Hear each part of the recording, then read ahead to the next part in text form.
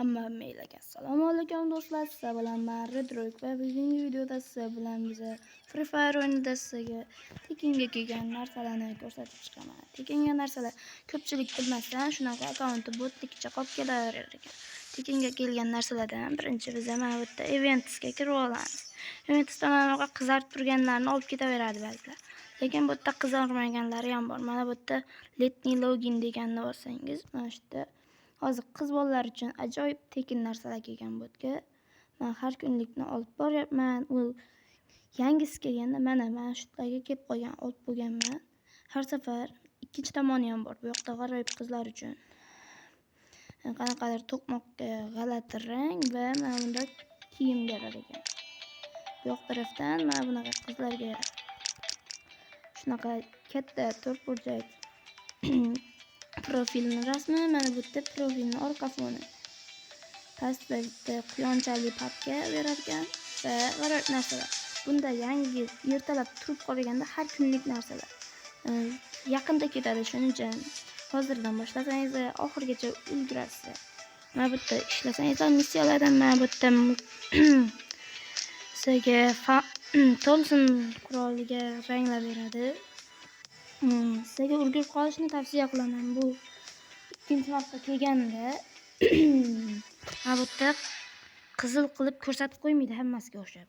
O'zingiz ustiga bosib kirishingiz kerak bo'ladi. Kutib turishingizni talab qilishini bilasiz. 2026 EOS Fantastika degandan bugun keldi. Ulgurasiz, qo'rqmanglar. Bugun kelgan narsamizni ichida nimalar borligini ko'ringlar.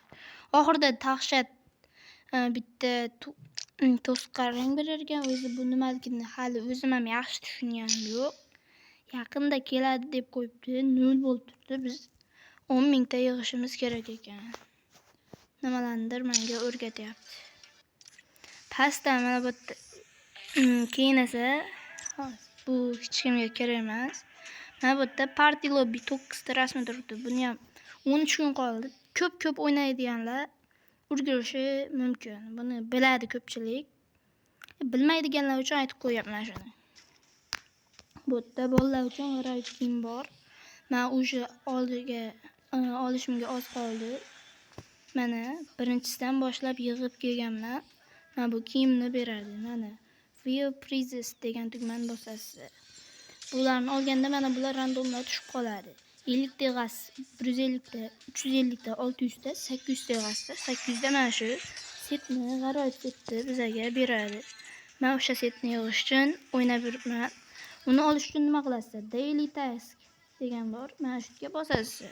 Mana bu yerda ko'p missiyalarni bajargansiz. Men xudo xolasa bugun mana shu ikkalasini bajarsam, u kiyimni olaman.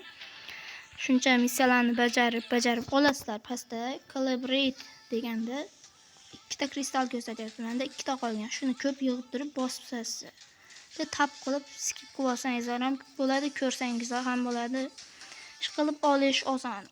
Birinchisini olgandan keyin mana shunaqa olganingizda view prize o'rniga claim tugmasi paydo bo'lib qoladi. O'sha claimni bosib, u yerdagi mana bu podarkalarni bitta olishingiz mumkin.